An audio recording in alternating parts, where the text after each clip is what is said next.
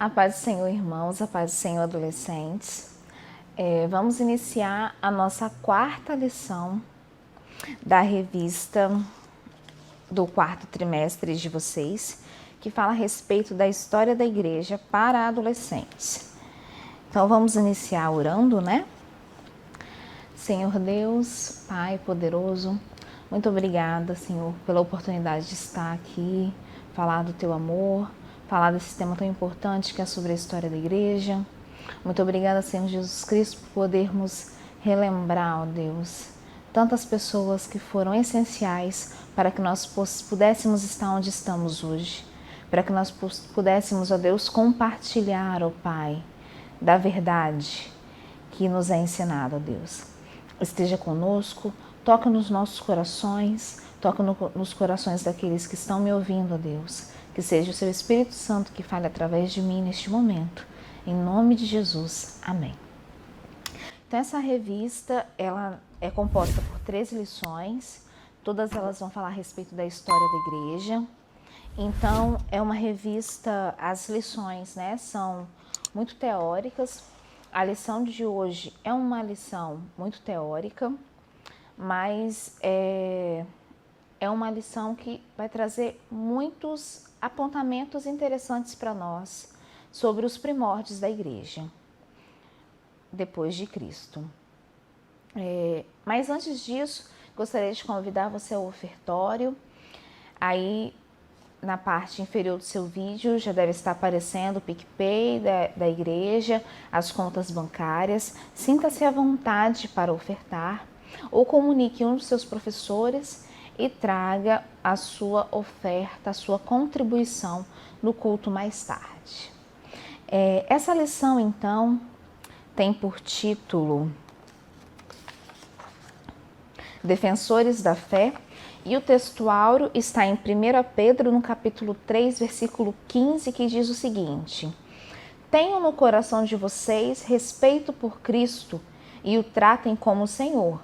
Estejam prontos para responder a qualquer pessoa que pedir que expliquem a esperança que vocês têm. Então, aqui a maneira como eu li é o textuário adaptado, é uma linguagem adaptada para a revista, mas eu gostaria que você abrisse a sua Bíblia na nossa versão da Bíblia do Robert McKenney. Vocês todos são letrados, então vocês fazem a leitura devocional. Então, possivelmente vocês têm contato, vocês têm certa facilidade em entender também a leitura, a tradução mais que a gente conhece, né? Então, na página 527, nós temos na página 527 do McKenney, eu quero que você abra aí, por favor, 1 Pedro no capítulo 3, o textuário de vocês está no versículo 15, mas eu quero ler do 14 ao 16 com vocês. Página 527, na linguagem do McKenney. Diz o seguinte: Mas também, se padecerdes por amor da justiça, sois bem-aventurados. E não temais com medo deles. Deles aqui se refere àqueles que fazem o mal. Nem vos perturbeis. Aí vem o textuário de vocês. Antes, santificai ao Senhor Deus em vossos corações. E estais sempre preparados para responder com mansidão e temor a qualquer que vos pedir a razão da esperança que há em vós. Tendo uma boa consciência para que naquilo em que falam mal de vós, como de malfeitores, fiquem confundidos os que blasfemam da vossa boa conduta em Cristo. Então eu queria chamar a atenção de vocês para 3 aspectos desse texto. Aí no versículo 15 diz: santificai ao Senhor Deus em vossos corações. Então fala que muito mais do que uma conduta, uma aparência cristã e uma aparência santa, santificada, exige de nós que a santidade ao Senhor Deus flua de nossos corações, ou seja, uma coisa mais interna mesmo, no mais profundo do seu ser. No momento que você está mais sozinho, né? No momento que você está sozinho, nesse momento ainda assim, nesses momentos mais íntimos, você deve santificar, você deve entender a santidade do Senhor Deus em vossos corações. E diz mais: estais sempre preparados para responder com mansidão e temor a qualquer que vos pedir a razão da esperança que é em vós. Então não é só você responder às pessoas que falam sobre a razão da esperança que é em vós. Não é só responder. É você responder com mansidão e temor, né? Então, exige uma conduta muito mais criteriosa do cristão. E esse versículo aponta justamente para a necessidade de defesa da fé do Evangelho. E a gente vai chegar nesse ponto da lição, que essa lição de hoje vai falar sobre os defensores da fé, né? E eu quero que você se perceba como um defensor da fé na atualidade. Então você tem que estar preparado para responder a qualquer pessoa, sem fazer acepção, a qualquer um, com mansidão e temor, tendo uma boa consciência para que, naquilo em que falam mal de vós, como de malfeitores, então a Bíblia pega o exemplo de uma espécie, da espécie considerada péssima de pessoas, né, dos malfeitores, para que essas pessoas fiquem confundidos os que blasfemam da vossa boa conduta em Cristo. Então, esses versículos apontam que você tem que ser manso, você tem que ter santidade a Cristo vinda do seu coração, não só algo da boca para fora. Você tem que ter um espírito manso e você tem que ter temor quando você responder a qualquer tipo de pessoa que fala, qualquer pessoa que vos pedir a razão da vossa esperança. Quando você tiver que defender o Evangelho, você tem que fazer isso com mansidão e com temor. E além disso, você tem que estar preparado para que mesmo você fazendo dessa forma, você tem que ter a boa consciência de que as pessoas podem falar mal de você como falam mal dos malfeitores. Mas que nessas ocasiões, essas pessoas que falam assim a seu respeito, elas vão ficar confundidas por conta da sua boa conduta em Cristo. Então, assim, é uma grande responsabilidade. Isso só o nosso textuário, né? O início da lição já traz todos esses apontamentos. Então, essa lição, ela vai falar sobre os defensores da fé. E antes de nós falarmos sobre os defensores da fé, que a lição ilustra, eu gostaria de que você refletisse sobre o que é um defensor, né? Pense aí, o que é um defensor? Quando eu falo para vocês defensor, o que é? Qual é a função de um defensor? Então, o defensor, a partir da definição do dicionário, diz que é aquele que defende ou protege, defendedor, defendente, que ou quem defende uma causa, uma ideia, fornecedor, protetor. No meio jurídico, diz respeito àqueles que defendem um direito ou os interesses de alguém na justiça. No esporte, fala sobre um jogador que atua na defesa de um time. Então, a função do defensor é algo muito importante, né? E algo necessário quando se pensa em defensor, à luz do que nós estamos falando defensor da fé, defensor dos preceitos cristãos.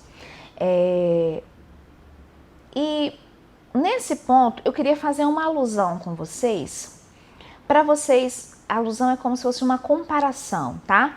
Para vocês refletirem um pouquinho ainda sobre essa função de defensor, pegando essa última acepção do dicionário que fala sobre o jogador que atua na defesa de um time. Não sou muito bom em esporte, mas quando eu pergunto para você quem é o maior zagueiro do futebol brasileiro em nível de seleção? Então, vocês são jovens ainda, são da geração posterior aos anos 2000, mas eu queria que vocês pensassem, um jogador em nível de seleção brasileira, um zagueiro, não estou falando de atacante, estou falando de zagueiro. O zagueiro é aquele que defende o time. Qual é um zagueiro que vem na sua mente como o maior defensor da seleção brasileira? Essa pergunta possivelmente vai te causar estranheza. Por quê? Porque geralmente, quando a gente pergunta a alguém, eu fiz essa experiência na minha casa, eu perguntei às pessoas mais próximas de mim, né? Quem é o zagueiro mais conhecido, mais cotado de todos os tempos na seleção brasileira? Aí as pessoas mais próximas de mim responderam, né? Bom, zagueiro, mas zagueiro não é atacante, não, porque atacante tem aquele outro. Não, zagueiro. Por que eu tô te falando isso? Eu me lembro da Copa do Mundo de 2002. Vocês, adolescentes, não eram nem nascidos ainda. Nessa época eu já era adolescente. E eu ficava muito admirada com a garra e o sentimento de pertencimento do zagueiro Lúcio, quando ele atuou como zagueiro nesse ano de 2002, que foi o ano em que o Brasil foi pentacampeão na Copa Mundial, Copa do Mundo. Então, o Lúcio era o zagueiro que mais se destacava. E era fenomenal a força de vontade desse jogador. Na época, eu me lembro que os jornais classificavam o jogador Lúcio como um jogador raçudo. Eu não sei se vocês conhecem essa expressão, mas o jogador raçudo é aquele que faz de tudo pelo time. É aquele que corre atrás da bola, é aquele que protege seus companheiros, é aquele que se importa muito mais com o resultado do time em conjunto do que com seus resultados individualmente. Mas hoje, quando a gente fala 18 anos depois do título de 2002, né? Muitos de vocês nem conhecem quem é Lúcio. E eu falo isso com propriedade porque eu estava conversando com os alunos sobre isso quando a gente estava ainda antes da pandemia no presencial. A gente estava analisando uma charge e muitos dos meus alunos não sabiam nem quem era o jogador Lúcio. Isso me fez refletir uma coisa. Porque quando eu perguntei a eles, Lúcio? Quem é Lúcio? Eles não conheciam Lúcio, mas eles conheciam e conhecem Ronaldinho Gaúcho, Ronaldo Fenômeno. Possivelmente desses nomes você se lembra, desses nomes você tem conhecimento. E é possível que você até saiba que na época de 2002, o Ronaldo Fenômeno usava um corte de cabelo triangular na parte frontal do couro cabeludo, que fez maior sucesso. Nessa época, todos os meninos, eu me lembro que na minha sala de aula, todos os meninos utilizavam um corte de cabelo muito semelhante ao Ronaldo Fenômeno. Mas por que eu tô falando isso? Tô falando isso tudo relembrando a minha adolescência lá em 2002. Porque eu quero te dizer que os defensores, como era o caso de Lúcio, maior zagueiro da Copa de 2002, que se tem notícia que bom, era o que se falava na época, os defensores nem sempre são lembrados. Nem sempre eles têm reconhecimento. Embora a função que ele exerça é muito importante, nem sempre eles são lembrados ao longo da história. E eu digo isso porque muitos dos nomes que eu irei citar para vocês hoje, vocês provavelmente não sabem quem são. Então, as funções e as habilidades dessas pessoas, por tudo que elas passaram, nem sempre são conhecidas. E hoje nós vamos aprender sobre alguns dos defensores de Cristo, que possivelmente você, adolescente, não tem conhecimento, e até mesmo cristãos de longa data, que já professam a fé há muito tempo, fervorosos inclusive, também não conhecem. Mas o desconhecimento desses homens não apaga da história a coragem e a lealdade a Cristo que eles possuíam e a influência que eles tiveram ao longo do tempo. No caso de Lúcio, foi a conquista da Copa do Mundo de 2002, e no caso desses homens, foi a permanência do Evangelho até os dias de hoje. Além, é claro, da atuação do Espírito Santo, tudo isso. E eu estou falando isso com vocês porque eu quero que você saia dessa aula inspirado. Você está preparado para ser inspirado a ser um defensor de Cristo? Porque nós vamos relembrar aqui o passado desses homens, mas na intenção de te mostrar que hoje ainda a função do defensor, a função de defender o Evangelho é necessária. Mas esses homens já não existem mais. Quem existe hoje somos nós. E somos nós que temos essa incumbência de defender o Evangelho a todo e qualquer custo, né? Então eu gostaria de ler para vocês na introdução aqui, no primeiro parágrafo, diz assim: além das perseguições, os primeiros cristãos também enfrentaram as investidas de ensinos errados, as heresias que confundiam alguns crentes, afastando-os das verdades do Evangelho. Para combater esses ataques, Deus levantou os defensores, que são os chamados apologistas. O que é um apologista? Então, apologista da fé cristã é um defensor do Evangelho. E é sobre isso que nós vamos falar, tá? Sobre os defensores do Evangelho ao longo da história. E qual é o objetivo disso? Nós temos o objetivo de relacionar os grandes apologistas ao início da igreja. Nós temos o objetivo de destacar a importância de defender a fé em nossos tempos atuais. E mais do que isso, nós temos o objetivo de promover o entendimento das Sagradas Escrituras para enriquecimento espiritual e para a defesa diante dos ataques das seitas e heresias de nossos dias. Então veja bem, essa lição vai falar que além das perseguições, os primeiros cristãos também enfrentavam investidas de ensinos errados. E qual é o objetivo da nossa lição? Refletir sobre a defesa diante dos ataques errados, dos ensinamentos errados, que ainda são ministrados hoje. Então, embora tanto tempo depois, tanto tempo já se passou, mas ainda é necessário defender o Evangelho de ensinamentos errados, de conceitos errados. Então, no início dessa lição, o primeiro tópico fala sobre a importância de conhecer os apologistas e o que eles defenderam, né? É importante, então, nós conhecermos a vida dos apologistas e seus feitos.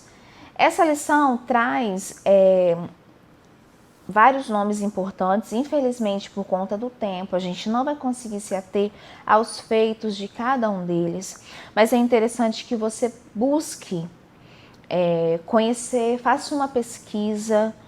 A gente fica admirada com tudo que eles passaram, com tudo que eles enfrentaram ao longo da vida deles.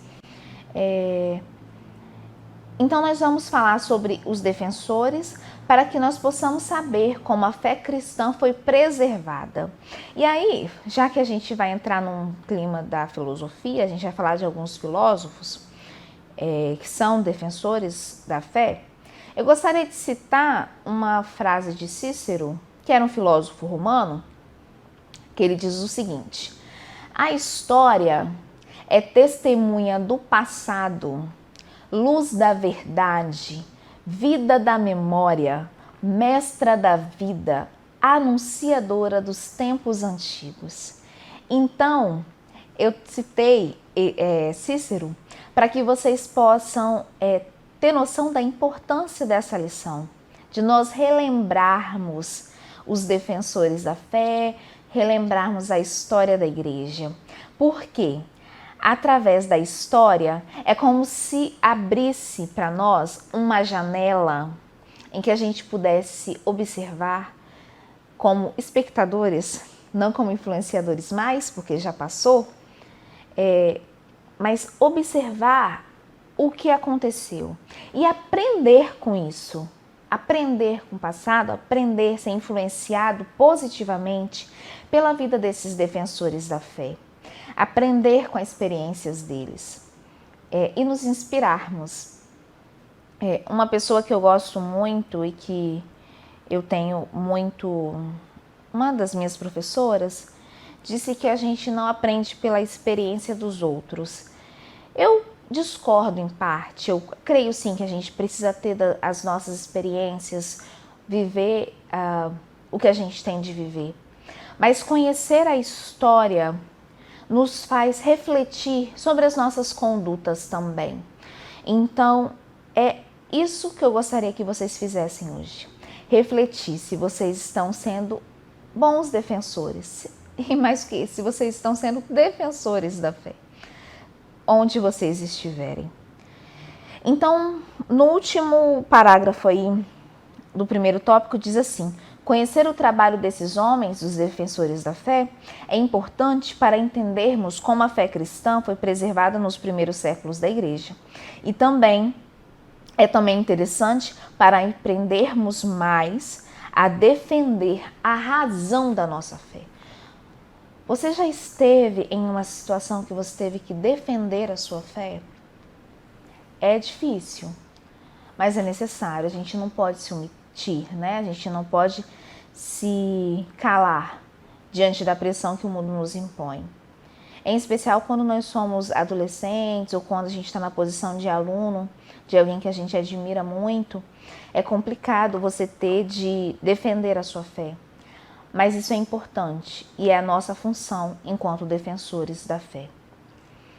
Os primeiros defensores, então, a lição traz como destaque Paulo e João.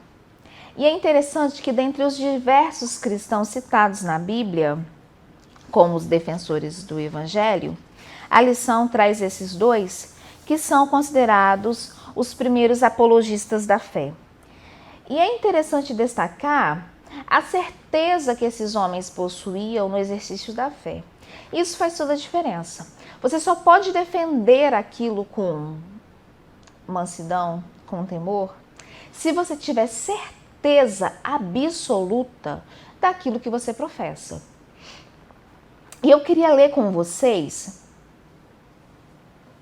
na página 273 da Bíblia, nossa aqui do Robert McKenzie, do Devocional, está em 2 Coríntios, no capítulo 4, do versículo 8 ao versículo 11, o apóstolo Paulo escrevendo aos Coríntios,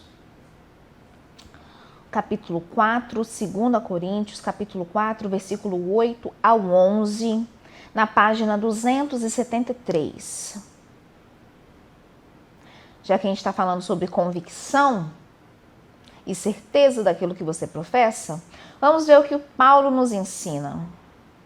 Ele diz o seguinte: em tudo somos atribulados, mas não angustiados, perplexos, mas não desanimados, perseguidos, mas não desamparados, abatidos, mas não destruídos, trazendo sempre por toda parte a mortificação do Senhor Jesus no corpo, para que a vida de Jesus se manifeste também no nosso corpo. E assim nós que vivemos, estamos sempre entregues à morte por amor de Jesus, para que a vida de Jesus se manifeste também na nossa carne mortal.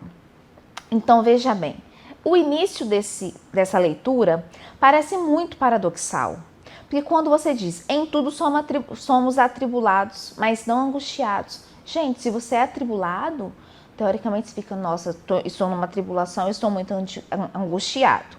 Se eu estou perplexo com alguma coisa, é porque eu estou, aqui ele diz, perplexo, mas não desanimados. Perseguidos, mas não desamparados. Eu estou sendo perseguido. Posso ter a sensação de estar desamparado, mas não estou desamparado. Abatido, mas não destruído. Posso estar abatido no fim das minhas forças, mas eu não estou destruído. Por quê? Porque em meio a todo esse contexto paradoxal, ou seja, todo esse contexto contraditório, nós temos a certeza de que nós que vivemos podemos estar entregues à morte, se for necessário, por amor de Cristo. Mas a nossa vida, na nossa carne mortal, deve refletir a vida de Jesus. Gente, isso é muito forte. Porque a gente percebe aqui que Paulo é como se fosse um alerta para nós. Você pode sofrer perseguição, você pode estar abatido, você pode passar por isso tudo, mas tudo isso não deve abater a sua fé e te fazer com que você se sinta diminuído de alguma forma. E é interessante porque Paulo passou por tudo isso, né? E ele está dizendo com propriedade, ele está dizendo com certeza daquilo que ele afirma aqui. E isso é interessante porque nos faz refletir se nós estamos dispostos a chegar a este ponto. Se a nossa certeza no Evangelho é capaz de se submeter, de aceitar tudo isso que Paulo relata. Aí vocês podem pensar, mas lá está citando defensores que está na Bíblia, né? Quem está na Bíblia, a pessoa está em outro nível de crente, né? Então vamos lá. Vamos citar ainda, a lição traz Justino Marte. Justino Marte está aí no tópico 3, é um nome tão importante que a Igreja Católica reconhece o dia 21 de junho como o dia de São Justino Marte. Ele é reconhecido, então, um santo que é padroeiro dos filósofos, porque ele era filósofo, né, que viveu no século II depois de Cristo. E Marte não é sobrenome. Na revista passada, nós tivemos uma lição aqui, foi até eu que ministrei, sobre os mártires ao longo da história. Eu fiz um traçado para vocês, falei sobre os mártires que a Bíblia traz também. E Justino Marte, ele recebe esse nome aí, Marte, Justino Marte. Marte não é sobrenome, a gente diz que é uma alcunha, é uma designação, é como se fosse, muito informalmente, seria como se fosse um apelido. É uma característica dele. As alcunhas geralmente são características ou são fatos históricos que marcam muito a história de uma pessoa e se atrelam ao nome para fazer referência a determinado alguém, né? Então, por exemplo, Alexandre o Grande, que foi um grande conquistador. Então, aqui, Justino Marte, ele recebe essa alcunha de Marte porque ele foi condenado à morte justamente por não negar as suas convicções. E pesquisando sobre ele, eu trago algumas frases que são atribuídas a Justino Marte, que vocês vão relacionar até com o que Paulo diz. Diz assim, Justino Marte, algumas frases atribuídas a ele. Nós não queremos mal aos que nos tiram a vida, porque não tememos a morte. Por que não tememos a morte? Porque ele tinha certeza daquilo que ele professava. Então vocês conseguem compreender que você só consegue você só pode defender com propriedade algo que você acredita plenamente, então aqui é isso. Ele estava disposto a morrer por suas convicções. E foi realmente o que aconteceu. Ele foi condenado à decapitação. Outra frase dele diz: espero entrar naquela morada, se referindo ao céu, se tiver de sofrer o que dizes. Pois sei que para todos os que viverem santamente está reservada a recompensa de Deus até o fim do mundo inteiro. Ou seja, independente do que ele tivesse de passar, ele tinha certeza de que ele poderia passar por isso tudo. Mas se ele tivesse a morada celestial, que é o que nós acreditamos também, tudo isso valeria a pena. Mais uma frase, ele diz: não podemos ser acusados nem presos só pelo fato de obedecermos aos mandamentos de Jesus Cristo, nosso Salvador. Então, observe que aqui ele fala também, ele tem essa questão da influência positiva no povo da época. Mas, por fim, ele foi morto. A lição ainda traz outros grandes nomes da antiguidade, dos séculos logo posteriores a Cristo, nos primeiros séculos depois de Cristo. E esses nomes são considerados os pais da igreja. Então, acompanhe aí na sua lição, está escrito outros grandes nomes, em laranja. Diz: além de Justino Marte, outros grandes nomes se destacaram nos primeiros séculos da igreja, que são considerados pais da igreja. A. Aristides, Tertuliano, Orígenes, Atanásio, Agostinho, e ele cita também, a lição cita aí, Irineu, Ambrósio, Jerônimo.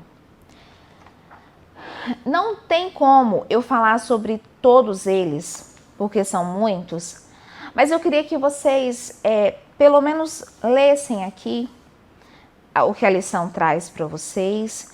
Os exercícios de vocês nessa lição está nessa parte, então é importante que vocês leiam e façam as atividades da revista. Mas eu queria falar sobre dois nomes que são citados aqui na igreja até com muita frequência, que é sobre Tertuliano e Agostinho. Eu elenquei esses dois em função do tempo. Eu gostaria de citar Tertuliano, na conversão de Tertuliano. Sua conversão ao cristianismo ocorreu por volta de 197 e 198. E ele diz o seguinte, ele fala que não somos da mesma laia e natureza. Cristãos são feitos e não nascidos. E isso diz que ele acreditava, e realmente é o que deve ser, que o evento da conversão, ele deve ter sido, ele não podia ser uma imagem de uma vida verdadeiramente cristã. Não é isso? Não tem como você ser um cristão simplesmente ter uma imagem de uma vida verdadeiramente cristã e não sem ter um ato consciente e radical de conversão. Ou seja, ele está querendo dizer que não tem como você simplesmente dizer que é crente, viver de aparência, mas não ter algo mudado em você dentro do seu ser. Então ele diz que cristãos, eles não são feitos, eles não são nascidos, eles são feitos. Isso é muito interessante, porque nos mostra, aponta, para o processo de santidade, aponta para o fato de que nós precisamos ter um ato consciente e radical. Que conversão implica numa mudança radical daquilo que das nossas condutas, da nossa vida, de tudo. É isso que ele está dizendo. E quando ele diz que cristãos não são nascidos, são feitos, é porque nós precisamos ter isso em mente. E mais do que isso, nós precisamos negar a nossa natureza, essas já são minhas palavras, negar a nossa natureza pecaminosa diariamente e considerar a santidade como um processo, uma luta diária para nós sermos feitos cristãos. Então não é simplesmente, fulano tem mais possibilidade, a personalidade dele, né? Tem mais possibilidade de ser um cristão, de ser uma pessoa reconhecidamente convertida. Não. A conversão é necessária, deve ser um ato consciente e deve ser um ato radical. A gente não deve simplesmente imaginar uma vida cristã e achar que é só isso, viver assim, uma vida inconsciente dos nossos atos. Mas nós devemos ter consciência plena de que todas as nossas ações, todas as nossas atitudes mostram muito sobre quem nós somos. E sobre Agostinho, eu gostaria de citar Agostinho porque ele foi uma pessoa que, também considerado um pai da igreja, o nascimento dele é considerado em 354 e o falecimento 430 depois de Cristo, tá? Todos esses depois de Cristo. E ele foi uma pessoa tão importante, os ensinamentos, o que ele acreditava, a convicção que ele tinha, foi tão importante que influenciou Martinho Lutero e Calvino lá na Idade Média, logo sequente, né, Idade Média, quando eles introduziram a Reforma Protestante. E isso é muito interessante porque eu fiquei refletindo, né? Tanto tempo depois, os ensinamentos dessa pessoa, ainda a convicção que ele tinha, o que ele acreditava, ainda influenciou outros e isso mudou a história. Isso mudou a história. Então, é importante que a gente tenha a certeza, friso, do que a gente acredita e defender plenamente e defender a qualquer custo aquilo que nós acreditamos. No início da minha fala, já caminho para a conclusão da lição, eu disse que eu queria que você saísse dessa aula inspirado. Isso porque eu quero que você reflita sobre a função do defensor da fé no mundo que nós vivemos, em que esse mundo, como os nossos professores vêm falando, não é o nosso lugar, né? Nós estamos aqui, mas nós estamos aqui de passagem. Nós estamos em um ambiente, nós vivemos em um ambiente em que nós não devemos compactuar com tudo o que o mundo estabelece. Então, nós vivemos em um mundo em que nós não podemos compactuar, aceitar de primeira e aceitar passivamente tudo aquilo que nos é imposto. Nós temos que defender aquilo que nós acreditamos. E defender o Evangelho, defender a sua fé, é uma árdua tarefa. Porque às vezes você vai ter que fazer isso sozinho numa sala de aula. Você vai ter que fazer isso sozinho no seu ambiente de trabalho. Quando entrar em determinado tema polêmico, você vai ter que defender o Evangelho. Você está preparado para isso? E às vezes, isso pode te causar... Você pode ser submetido a situações vexatórias, ou seja, situações que causam vergonha. Você pode ter... A sua primeira atitude é se sentir envergonhado. Seu primeiro sentimento, né? Se sentir envergonhado. Mas nesses momentos, nós devemos relembrar dessas pessoas citadas aqui, dos apologistas, dos defensores da fé. Saber que nós não estamos sozinhos, que essas pessoas também, possivelmente, foram alvo de chacotas, foram alvo de descrenças dos outros, mas elas passaram por isso tudo, porque elas tinham a certeza de que estariam na eternidade com Cristo, ou tinham a certeza da possibilidade de estar na eternidade com Cristo. E esse é o nosso consolo, essa é a nossa motivação. Para a atividade dessa semana, eu gostaria que você, por favor, deixasse nos comentários desse vídeo, não é no chat, é nos comentários, um relato de com qual defensor da fé você se identificou mais. Então aqui eu falei sobre Paulo, Pedro, Justino Marte, citei todos os recorrentes aqui na lição, dei ênfase a Tertuliano e Agostinho. Então eu queria que vocês refletissem sobre todos esses que eu falei, mesmo que tenha falado rapidamente, mas eu queria que você me dissesse com qual defensor você se identificou mais e por quê. O objetivo é divulgar este vídeo, divulgar o nosso canal, porque você sabe que quanto mais curtidas, comentários, quanto mais visualizações e compartilhamentos, o site, o canal da igreja atinge um maior número de pessoas, né? Mas mais do que isso, mais do que a divulgação do canal, o objetivo é que você reflita sobre a vida desses apologistas, desses grandes nomes, e você reflita também sobre a sua própria vida, sobre as suas escolhas, sobre o seu modo de agir, se você tem sido um defensor da fé, se você tem agido de maneira a defender a fé, a sua fé, aquilo que você professa, se você tem convicção daquilo que você crê, ou se você está compactuando com aquilo que está ao seu redor, com aquilo que o mundo apresenta para você. Então deixe aqui nos comentários com qual defensor da fé você mais se identificou e por quê, tá certo? Essa é a sua atividade da semana. Vamos orar então?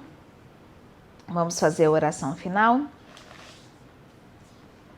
Senhor Deus poderoso, na Tua presença estamos para Te agradecer por este momento, Te agradecer, ó Deus, por esses ensinamentos, Te agradecer, ó Deus, por refletirmos, ó Pai, sobre a vida dessas pessoas tão importantes, sobre aprender com os Seus feitos.